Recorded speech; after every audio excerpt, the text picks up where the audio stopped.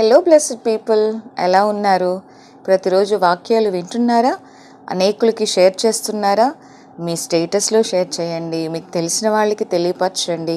మా పరిచర్యను అనేకులకి మీరు ఇంట్రడ్యూస్ చేయండి. మీరు దీవించబడతారు, వారు కూడా దీవించబడతారు. మంచిది. ఈరోజు వాగ్దానాన్ని యెహెజ్కేలు గ్రంథము 12వ అధ్యాయము 25వ వచనం. యెహోవానైన నేను మాట ఇచ్చి ఉన్నాను, నేనిచ్చు మాట ఇకను ఆలస్యము లేక జరుగును.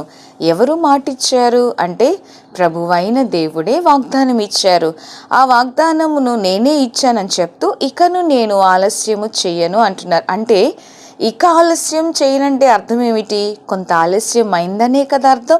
ఆలస్యం అయింది, అయితే ఇక నేను ఆలస్యము చేయను, ఆ మాటను నేనే ఇచ్చాను కనుక నేనే నెరవేరుస్తానని ప్రభువు వాగ్దానం చేస్తున్నారు. మీలో కూడా ఇదే ఆలోచన కలిగి ఉన్నారు కదా. దేవుడు ఎప్పుడో వాగ్దానం చేశారు, కానీ ఇంకా నెరవేరలేదు, ఇంకా దేవుడు నెరవేర్చటలేదు, ఆలస్యం చేస్తున్నారని కృంగుదలలో ఉండుంటారు. దేవుని మీద కోపం కూడా వచ్చేసి ఉంటుంది, ప్రార్థన చేయటం మానేసి ఉంటారు కొంతమంది. కానీ ప్రభు అంటున్నారు, ఇక నేను ఆలస్యం చేయక నేనిచ్చిన వాగ్దానాన్ని నేను నెరవేరుస్తాను అంటున్నారు. వాగ్దానం ఇచ్చిన దేవుడు నమ్మదగిన దేవుడు. మీకు వాగ్దానం ఇచ్చిన దేవుడు మనిషి కాదండి మర్చిపోవడానికి.